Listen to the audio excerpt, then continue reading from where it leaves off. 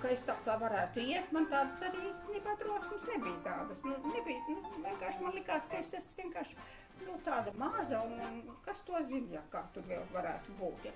Un tad es aizgāju uz to muzikas skolu, noliku eksāmenus, iestājos, un tikko es biju iestājusies muzikas skolā, tā man pienāca telegrama no Rīgas, ka es esmu uzņemta vakarniekos. Baļuna bija tāda, tur bija Tirolinta, Frēmūta Valdiņa, Vītoliņa Jānis, Samauska Jānis, mēs daudz bijām, mēs bijām tāds bariņš, ja.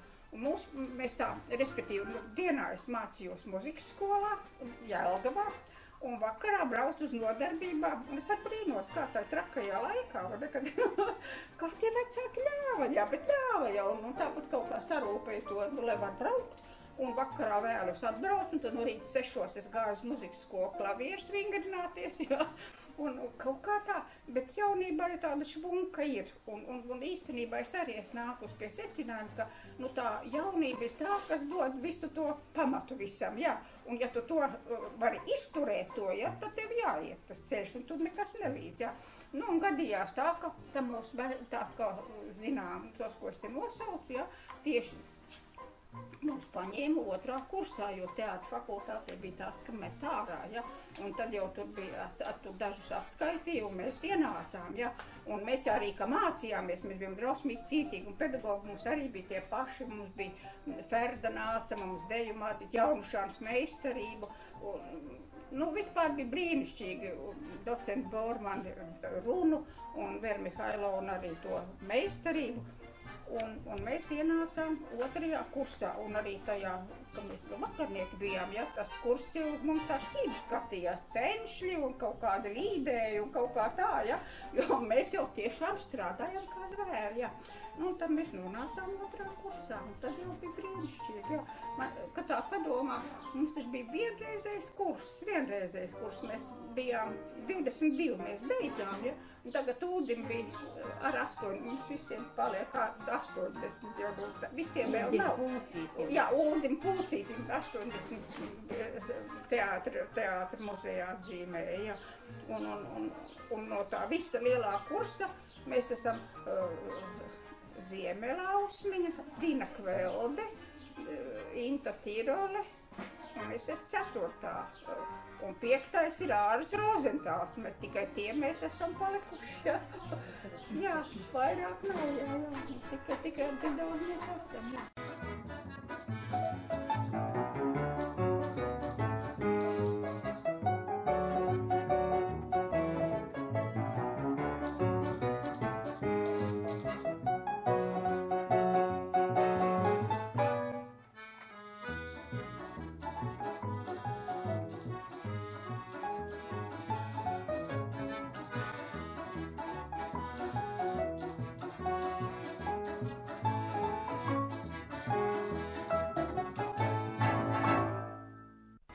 Loma man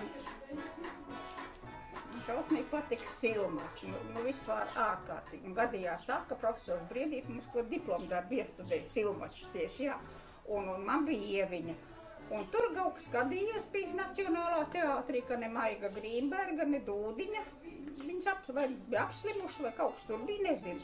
Un profesors man saņēma, viņš tā aiz elkoļa saņēma, viņš teica, tev būs jāspēlē ieviņu, un tad bija ziema, un vispār bija tāds uztraukums, ja, Kliņķīte mamma, un Jaunušāns Rūdis, un Strāderīts bija Kārlēns. Viņi ļoti mīļi mani saņēma, un viņi ļoti jauki visi, un tas tā kā sapnis aizgāja. Taisn bija eksāmenu laiks, un 2. rītā bija tas marksisms eksāmenis, jā. Man tas bija pilnīgi vienalga, bet es labi noliku, redzēju, kaut kā laimējās, jā. Un tā man bija pirmā loma, un es vēl tā kaut kā domāju, ja es vienreiz varētu ieviņu nospēlēt, tad gan var mirt nost, jā. Jā, un bija jau ļoti mīļi, ļoti skaisti. Un tad es biju, jā, 3. kursā mums tas viss bija. Un tad pazvanīja no Jaunatnes teātra, Anta spēlēja Lelli Nelli, ja, un tad man uzaicināja uz tādu esi vēl, ja, tādu Jaunatnes teātri, ja. Un tad es gāju uz tiem mēģinājumiem, uz Jaunatnes teātri. Tad nāca tā, ka Jaunšams iestudēs sveicināta mīlestība ar Būzolu, un viņš man paņēma uz tādu Maikas lomu. Maika, es biju Jurim Leiskalna māsa, ja, Antra Lietskalniņa bija to galveno spēlē, Kubilis bija Cilīna, bija vienkārši brīnišķīgi tā visa tā, ja.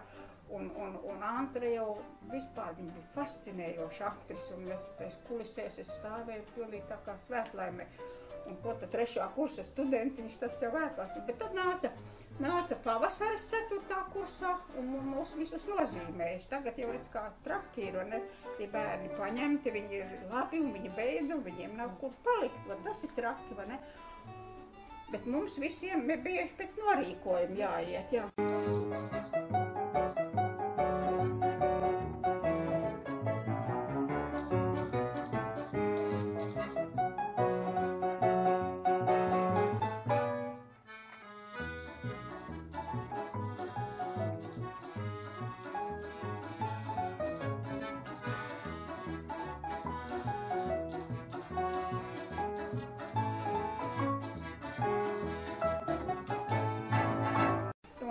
Es jau zināju, ka Briedīts man aicināja tā kā uz nacionālo, ka es varēšu nākt, ja, un es jau tā biju tā kā pasapņoju par to, ja. Un pēkšņi man tā komisija paziņo, ka man jāiet uz Jaunatnes teātri. Es jau biju bijusi tur, es zināju, viņi jau brīnišķīgi cilvēki, bet man patika nacionālais jau, es domāju, pilnīgi bija kreņķīnī tā, ļoti bēdājos, jo cilvēkam jau tā ir, ka viņš, tā dzīve piedāvā tās iespējas, un tad tu domā, vai, bet, parasti jau notiek, tas ir likumsakarīgi, jo ko tad es tur nacionālā būtu darījusi. Pēc tam Ziemeļausmiņā aizgāju uz to vietu, kur mani aicināja, un man bija tā kā žēl. Bet es nonācu Jaunatnes teātrī. 60. gadā, kad mēs pabeidzām, tad es augustā nonācu Jaunatnes teātrī. Un tur bija viena brīnišķīga, es nezinu, tāda jauna dāma, kas mani ņēma tā kā aizgādībā, uzreiz tā kā viņa mani tā, uzrunāja, un tā bija Veltiņa, un tas bija, kā lai saka, es jau viņu zināju kā Tinkas trauciņu tajā Lellē Nellē, ja, man viņa ārkārtīgi patika kā aktrise, un tur bija brīnišķīgas izrādes, un es visus biju redzējuši, jau, un es sapratu, bet man drausmīgi nepatika tas, ka tur šausmīgi daudz meitenes spēlē puiku lomas, ja. Un es iedomājos, ka es tāda bišķi tā kā sievišķīga jutos, un tāda meitenīga. Un es domāju, kā es tos puikas spēlēšu, bet tad es nodomāju, varbūt, ka nemaz nebūs, jā. Un tad Jaunšāns pirmo lomu iestudēju šito princesi Gundegu, man bija Sniedzīte, es dublējos ar Singu, ja. Un man tur nevisai labi gāja, jo es biju tāda, neaptēsta varbūt, un tāda sasaistīta, man grūti gāja, ja. Un vienreiz bija tā, ka mēģinājumā es kaut ko nevarēju izdarīt, ja, un viss ansamblis uz skatuves, un tagad Jaunšāns man kaut ko tur tā bargāk pasaka, un man nāk raudiens, un es noju nost. Un Mildiņa, ja, Zariņa kundze, ja, viņa teica, kā tu tā kaut ko varēji atļauties? Kā tu varēji atļauties noiet no skatuves? Kā tu varēji to atļauties? Es tā nesapratu, kā es to varēju, bet tā tas bija noticis, ja. Un pirmā jau tā kā šitā te, es pārlecu uz princesi Gundegu, bet pati pirmā loma bija Sombrero, jo tur spēlēja Klāriņa Vabola no Krievu trupas, ja, un viņa pārgāja uz Krievu trupu, un man bija jāspēlē tā viņas loma, un tāda Alla. Un tad tur visi jau bija, viņi bija, un tieši ar to Allu viņi brauc izbraukumā, jo rudenis bija, es nonācu teātrī un uzreiz jau sākās ar izbraukumu, jā, ar autobusām mēs visi braucām izbraukumā, un mēģinājumi daži bija, un citi tā man pastāstīja visu, kā tur būs, ko tur būs, un tos vārdus es iemācījos, un tad Anta bija brīnišķīga, viņa, es nezinu, otru cilvēku, kas tā var, ka otram jāielec, ja, ka viņa viņu tā izgroza, kā vajag, un vienkārši viņai tā Pestjukovs, jā. Pestjukovs, jā, bija brīnišķīga loma tā, jā, un viņš bija šausmīgi skaisti saģē, man te jau pati pastāstīs, jā, un es to visu vizuālo zināju, un tad tur ir tāda vieta, kur Pestjukovs to Allu uzlūd dancot, jā, un tā tante mani parauta, gumijas zābakos un visā. Viņi bija satriecoši, ja. Un es tik drausmīgi apsmējos, un es nevarēju nekā apstāties. Un tad atkal Veltiņa arī kaut kā viņa tā man aiz rokas saņēma. Un tad es tā saņēmos, un tad viss aizgāja. Nu, tāds man sākums bija, ja.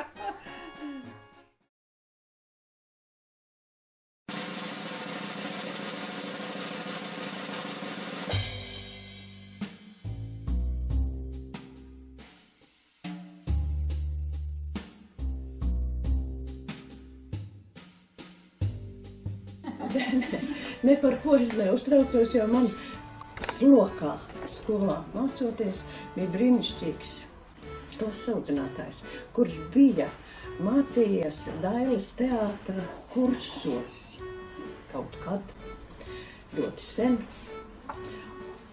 Un viņš kā klases audzinātājs mums iestudēja tādas klases vakariem Lūdziņas.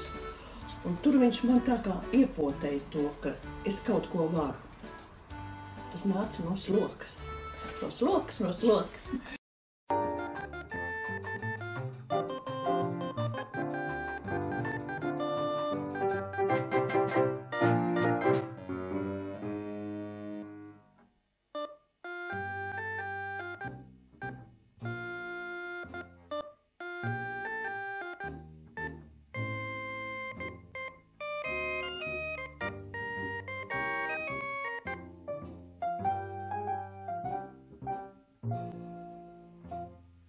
Kad beidzu vidusskolu, trāpījās tā, ka tieši tajā gadā uzņēmu teātra fakultātē, neko nesaprotot, kas ir jādara.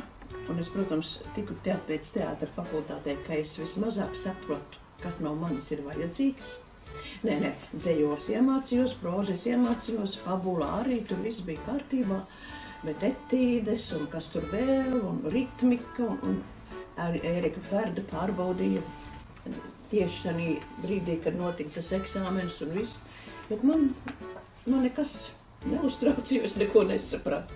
Es domāju, ka es tiku teātra fakultātē tikai tāpēc, ka, ja vajadzēja kaut ko darīt, es darīju laikam tanī brīdī tā pa īstam, jo es nesapratu, kas man tad ir galu galā jādara. Nu, un teātra fakultātē, protams, pirmais kurs bija ļoti sarežģīts, es paliku uz ļoti lielu jautājumu. Pēc pirmā kursa es nesapratu, ko no manis ir izslēgprāts. Nu, bet teātra fakultātes gadi pagāja, un 3. kursā vēl esot.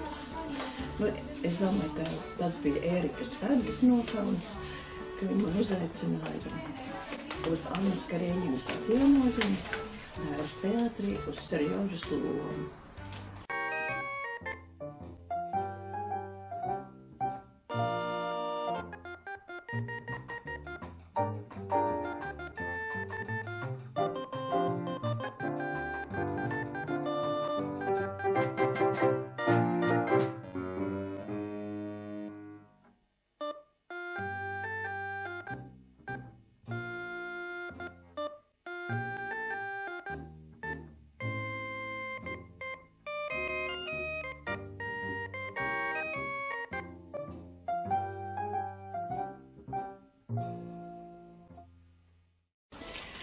Bet es šobrīd novērtēju to, ka gan Felicita Ertmere, gan Smilģis bija no tiem režisoriem, kas laikam ļoti labi prata jaunos neprašus ievadīt skatuves tādā izjūtā un telpā.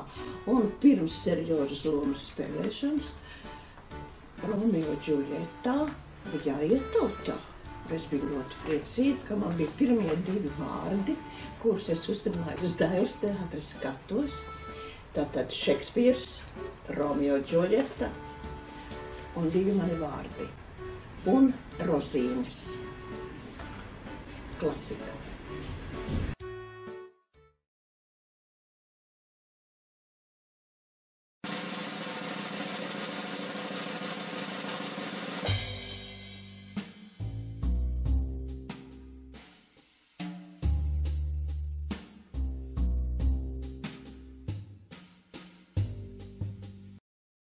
Es nezinu, man godīgi sakot, tas jau patika no bērnības, bet tā kā es nebiju smuka, tad man bieži skolā teica, nu, ko tad tu pa aktris, tu tak nav smuks. Un tad es vēlāk nekad nevienam neteicu to, ka es būšu aktrise, bet, nu, kad tā tas dzīvē iznāca, ka es tomēr nonācu līdz tam teātrim. Godīgi sakot, ar lieliem līkumiem es esmu gājusi. Nu, Anta Krūmiņa jau bija jaunatnes teātrī, kaut gan viņa vēl nebija, viņa bija pabeigusi tikko teātra fakultāti. Es teātra fakultāti nebeidzu, man pēc pirmā kursa, pēc puskursa atskaitīja pa talantu trūkumu. Nu, un tad es sāku kaut kur, tad es strādāju apavu fabrikā, tad es strādāju universālu veikalā, šur un tur kaut kā. Un arī Felšera vecmāšu skolā pusgadu mācījos, tā kā man ir arī mediķis, nu, diplomas nav, bet, nu, zināšanas ir zvērīgas.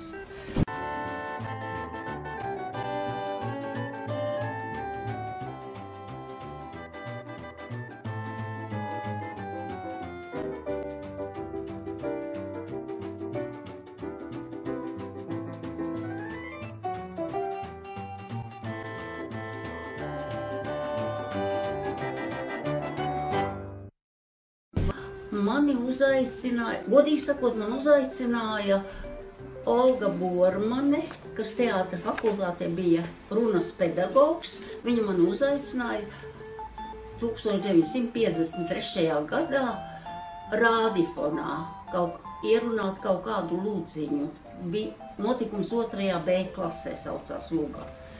Un tad tur es piedalījos, un tas bija man tāds ļoti liels pārsteigums, jo tad, kad es savu balsi dzirdēju pirmo reizi mūžā, man bija ārprātīgs šoks. Jo viņi saka, nu paklausīsimies, kā tas tur bija.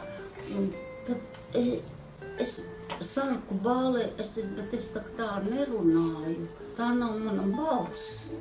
Jo man likās, ka nav, jo pirmo reizi, kad es dzirdēju savu balsi, man likās, ka tā nav tā. Jo tad jau bija citi laiki un citādāk tā iespēja.